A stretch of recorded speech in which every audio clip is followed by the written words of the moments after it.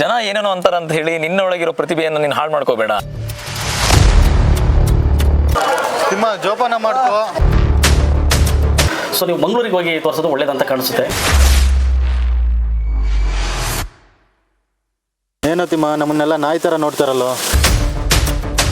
ನೀನು ಈ ಥರ ತಲೆ ಮೇಲೆ ಮೆರೆಸಿ ನಾವು ನಾಳಾಗೋಗಿದ್ದು. ಅಕ್ಕ ಬಾವ ದುಡ್ದು ಹಾಕೋದು, ಇವ್ನು ತಿನ್ಕೊಂಡು ಹಾಡಾಡ್ಕೊಂಡು ತಿರ್ಗೋದು. ಕಲಾವಿದರಿಗಾಗ್ಲಿ ಗಾಯಕರಿಗಾಗ್ಲಿ ದುಡ್ಡಿನ ಸಮಸ್ಯೆ ಇರೋದು ಕಣ. ಅದೇನೋ ದುಡ್ಡು ಬೇಕು ಅಂತಿದ್ದಲ್ಲ. ನಿಮ್ಮ ಅಕ್ಕ ಕಂಡಿರೋ ಕನಸ್ಗಳು ನೀನೊಬ್ಬ ದೊಡ್ಡ ಗಾಯಕ ಆಗ್ಬೇಕು ಅನ್ನೋದು. ಸರ್ ನೀವು ಶ್ರೀತಮ್ಮರಲ್ವಾ ಸರ್? ಸರ್ ಶ್ರೀಯುತ ನಾಗರಾಜ್ ಇವರು ನಮ್ಮ ಶಾಲೆಗೆ ಆಗಮಿಸಿದ್ದಾರೆ.